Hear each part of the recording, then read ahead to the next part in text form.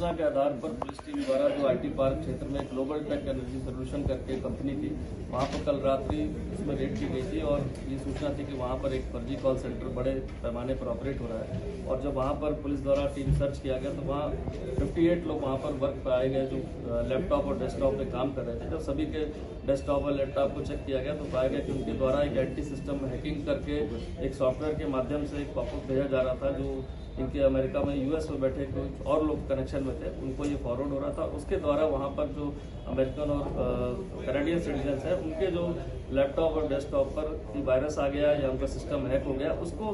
ठीक करने के लिए उसको पॉपअप भेजा जा रहा था और जो भी ट्रांजेक्शन्स के पेमेंट हो रहे थे वो डॉलर्स में वहाँ अंकित करके अलग से मेंटेन हो रहा था। क्योंकि प्रथम दृष्टया जो टीम गई वहाँ पर टेक्निकल टीम द्वारा जब सभी डेटा देख लिया गया तो ये पूरी पुष्टि हुई कि ये फर्जी कॉल सेंटर इस तरह से यहाँ से जैसे पूर्व में ऑपरेट होते थे इस तरह का यहाँ पर पाया गया। और इसमें 58 के अलावा 8 लोग ऐसे मिले जो विभिन्न प्रांतों के थे, जो अलग अलग कैपेसिटी में उस पर वर्क कर रहे थे। जैसे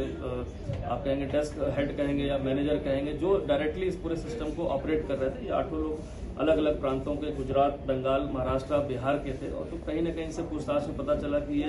ये इंटर स्टेट गैंग इस तरह का बना हुआ था और ये वही, और जो 58 लोग थे वो भी इन्हीं प्रांतों से, गुजरात, नॉर्थ ईस्ट और कुछ उत्तराखंड के भी बच्चे थे इसमें। और इस तरह के लोग को वहाँ पे एम्प्लॉय करके लालच देकर इसमें काम चल रहा था। पूरे मौके से जो हमारे टीम ने इसमें किया उसमें 81 जो है हमारे लैपटॉप थे जो यूज हो रहे थे, 29 डेस्कटॉप लगे थे, साथ ही साथ विभिन्न राउटर्स 5 इसमें बरामद हुए जिसके माध्यम से सारा ये खेल चल रहा था। तरह तरह के इसमें हमें वहाँ पर आपके सॉफ्टवेयर ऐसे गैजेट्स और जो पता चले जिसके माध्यम से सिस्टम को वो वहाँ पर एक्सेस लेते थे, जिसमें क्विक एसेट, लॉगिन, गो शेयर करके थे, जिसको माध्यम से जो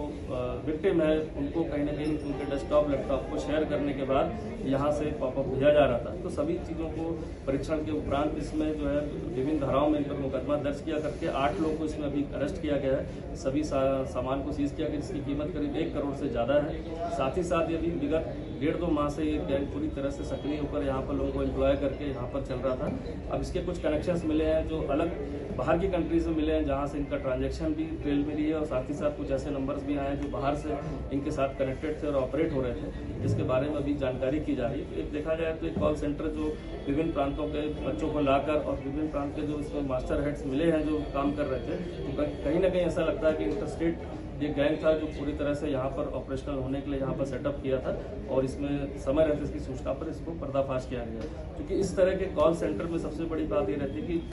विदेशी नागरिकों को ठगने के साथ ही साथ ऐसे कॉल सेंटर्स कहीं ना कहीं साइबर फ्रॉड में भी इन्वॉल्व होकर इंडिया में भी ऐसे अपराधों को कारित करते हैं, जैसे पूर्व में ऐसी बात प्रकाश में आई है। उस एंगल को भी हमारी टेक्निकल टीम चेक करेगी कि क्या साइबर कहीं ऐसा तो नहीं कि इंडियंस को भी साइबर फ्रॉड के तहत यहाँ से ऑपरेट किया जा रहा हो। ये सभी चीज़ इन्वेस्टिगेशन के अंदर है। इसमें प्रथम बार जो है BNS के तहत धारा